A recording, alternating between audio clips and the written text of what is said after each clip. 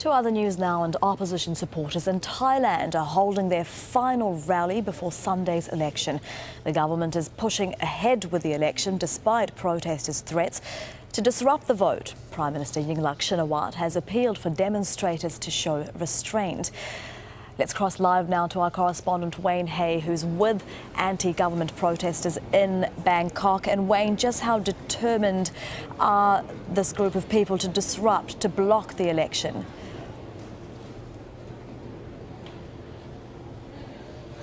Well, the anti-government protest leaders have said several times that they will not ask their people to physically try to stop people voting on the election day. But clearly they do want to disrupt the day. They will use different tactics, like simply coming out onto the streets of the capital, Bangkok, and other parts of Thailand to protest, to continue their rallying and make it difficult for voters to move around the city.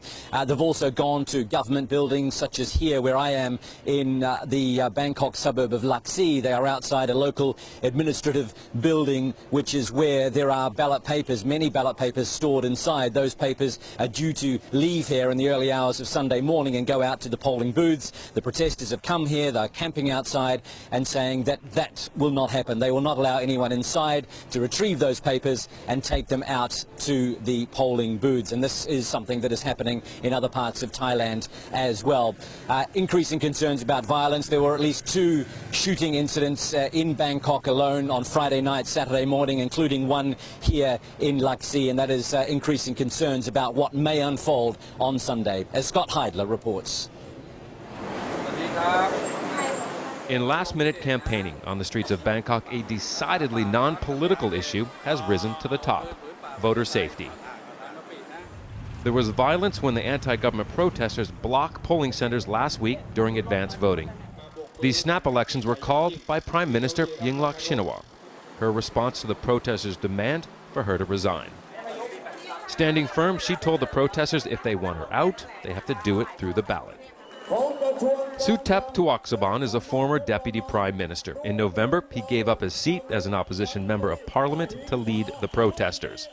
He's called for a boycott of the election, saying anybody who turns out to vote supports the Thaksin regime, the protesters named for the government after Yingluck's older brother. We spoke with the opposition party leader, Abhisit Wachachiwa. He draws the distinction between the Democrat Party and the protesters. They insist they are an independent movement, so they make their own decisions. But we share the same objective, that the country needs to move to a situation where corruption, abuses of power, particularly abuses of the democratic process and institutions, should be a thing of the past. The mass of people on the streets view their way as the only way forward for the country, even though the majority of Thai people support the government and the ruling Pheu Thai party.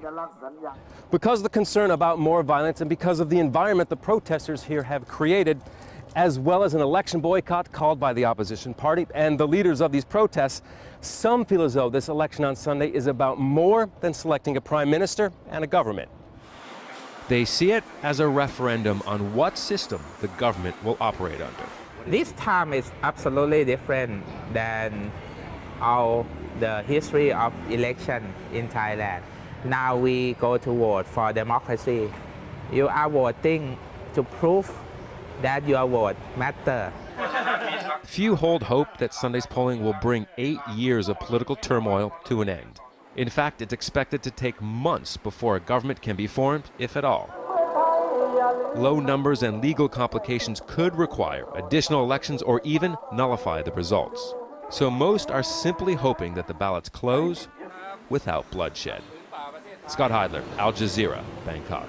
Well, throughout this long-running anti-government protest over the past 3 months, the two sides, the opposing sides, have largely kept away from each other because of concerns that any small conflict may spark much wider violence. And that is certainly a worry heading into Sunday, heading into the election day. In the last few hours here in this part of Bangkok, we've seen this area become more heavily fortified by the anti-government protesters because they heard reports that pro-government groups were assembling less than a kilometre away. They are concerned that that pro-government group may come here to confront them, to try to lead the way to get those ballot papers out of here and out to the polling booths in time for Sunday.